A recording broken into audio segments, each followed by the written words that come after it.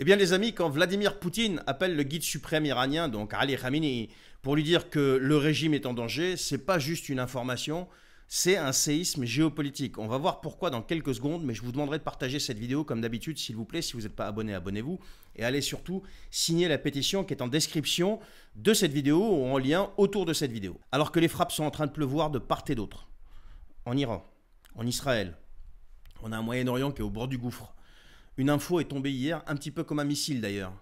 Vladimir Poutine avertit personnellement le guide suprême iranien Ali Khamenei que le régime de Téhéran est en danger. C'est pas une rumeur, c'est une information sérieuse. Et c'est le très sérieux média Israel Hayom qui l'a annoncé ce dimanche.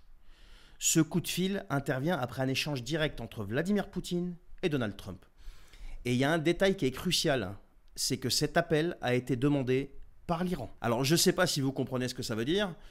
Ça veut dire que Téhéran, qui depuis 45 ans joue la carte de la résistance, qui défie l'Occident, qui appelle les États-Unis le grand Satan, eh bien est maintenant en train de chercher une porte de sortie d'après les médias. Ils ont beau avoir les missiles, ils ont beau faire mal, et c'est exactement ce qu'ils sont en train de faire à Israël, là, ils lui font très très mal, eh bien ils cherchent quand même une porte de sortie. Alors on peut se demander, à ce stade, si le régime ne serait pas en train de vaciller. Et pendant que tout ça se joue à huis clos, eh bien, tu as la Russie quand même qui évacue son personnel diplomatique de Téhéran.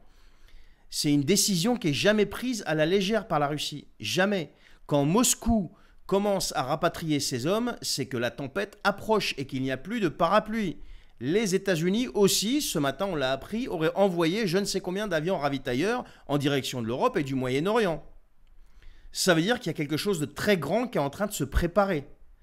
Alors, la question qu'on peut se poser maintenant, pourquoi l'Iran serait isolé ?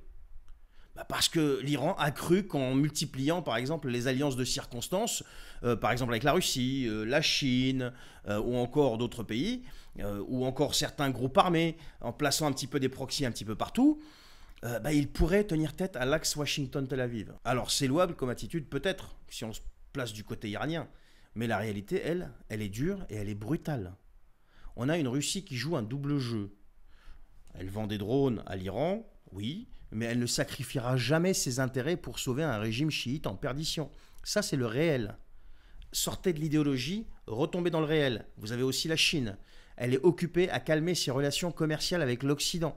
Pas question de foutre en l'air le business pour des missiles à Téhéran. Non mais c'est la réalité. Quant aux pays arabes, eux, de toute façon, ils ont ouvert leur espace aérien aux frappes israéliennes. Certains ont même intercepté les drones iraniens en route vers Israël.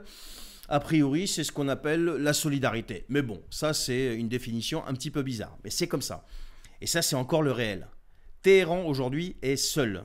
Et quand tu es seul, tu essaies de calmer le jeu, tu ne te lances pas dans une guerre totale. Même si, ce qu'on entend encore à ce stade, les déclarations, comme tout à l'heure le chef d'état-major, je crois, de l'armée iranienne, qui a exhorté les Israéliens à quitter le pays parce que, soi-disant, d'après lui, il ne serait plus habitable dans quelques temps. Bon, ça reste de la propagande, de part et d'autre. Les Israéliens ont prévenu les civils de Téhéran de la même chose à peu près. Bon, bref. Quoi qu'il en soit, quand tu te retrouves isolé, tu cherches à négocier. Tu contactes Moscou, tu fais appel à Trump, tu supplies quand même à demi-mot, et là, Poutine te dit en face, le régime est en danger. On appelle ça, les amis, une humiliation diplomatique, une mise à nu. C'est la preuve que le grand narratif de l'Iran superpuissance régionale est en train de s'écrouler. Alors, je sais, il y en a qui vont me dire, oui, t'es pro-israélien, t'es pro... Non, je vous parle avec objectivité. Parce que même les grands joueurs, là, Russie, Chine, Pakistan, ne veulent pas être entraînés dans ce chaos. Et attention, ça ne veut pas dire qu'Israël a gagné, c'est pas ce que je dis. Mais que l'Iran, à ce moment précis-là, est à découvert, sans parapluie, sans couverture. Et que même ses alliés commencent à le regarder comme un fardeau. Alors quand ton pire ennemi fait tomber les bombes et que ton dernier allié t'appelle pour te dire que tu risques de tomber, c'est que tu n'as plus du tout d'option. Et dans ce jeu-là, celui qui n'a plus d'option, en général, c'est celui qui perd.